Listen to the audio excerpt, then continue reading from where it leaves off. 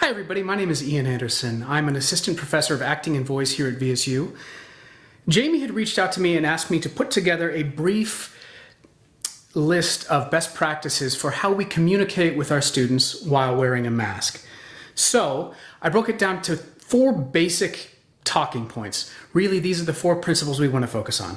And they are pacing, pitch, articulation, and volume. So the first principle we're going to look at is pacing, and pacing is the relative tempo at which you deliver your speech. We want to make sure that we are able to communicate our thoughts, communicate our ideas over space to a large group of people. So we want to take a look at pacing. Now the tendency will want to be to speak really, really slowly and make sure that the audience understands absolutely every word. Now there's nothing wrong with that, but we want to make sure that we can still link A with B with C. And if we speak too slowly, eventually we lose our audience. Now, the opposite side of that, if we speak too quickly, they can't track us. We lose our articulation and they can't track the thought. So we need to find a nice, moderate pace. And again, don't feel like you're locked into a pace, but be cognizant of the pace that you are using. Again, it's all about connecting with your audience and communicating. So the next principle we're going to look at is pitch and inflection. One of the inherent challenges of this is we lose a lot of our nonverbal communication. So we want to make sure that we are helping to guide the students through our thoughts. One of the principles in Shakespeare, when we get to the end of that line, we want to up inflect at the end of that line so the audience knows that we're going to continue that thought. And it's very much the same way when we're teaching. We need to guide our students through our thoughts. Make sure that they understand the full scope of the thought. So all I'm saying is be conscious of the pitch that we choose to use. Make sure we're not monotonous, we're not staying on a single tone. We've all been in those meetings before, right? And make sure we're not going all over the place because that's just as hard to track. So finding an intentional variation in that pitch, again, just for the purpose of connecting with our audience. Making sure that we are conscious of how they are receiving the information that we are giving them.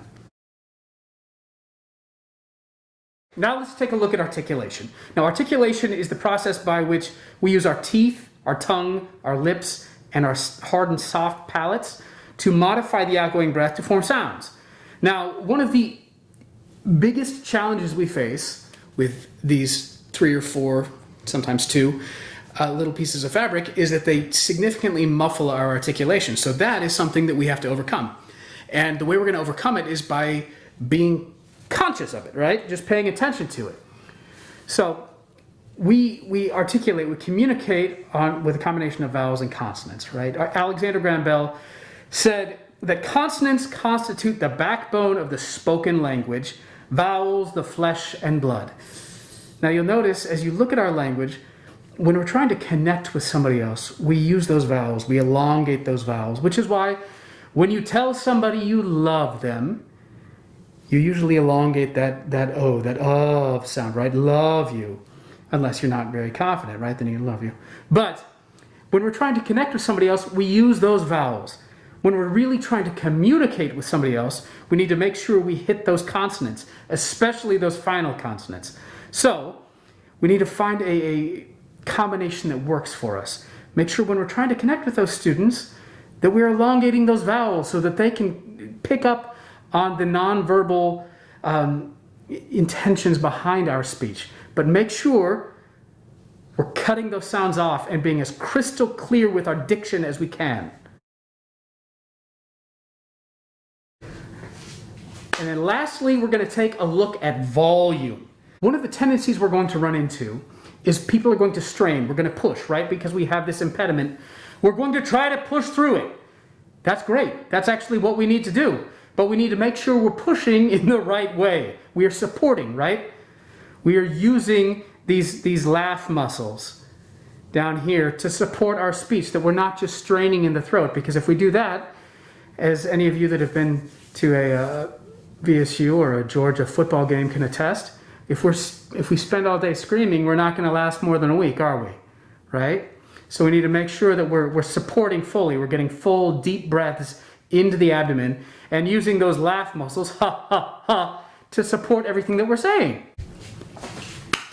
So in conclusion, I think if we pay attention to those 4 fundamental principles of pacing, pitch, articulation, and volume through breath support, we're going to be better off for it. We're going to be able to communicate with our students in a more fluid capacity. If you have any questions, please don't hesitate to reach out to me. I can send you all kinds of warm-ups. We're going to get through this together, everybody.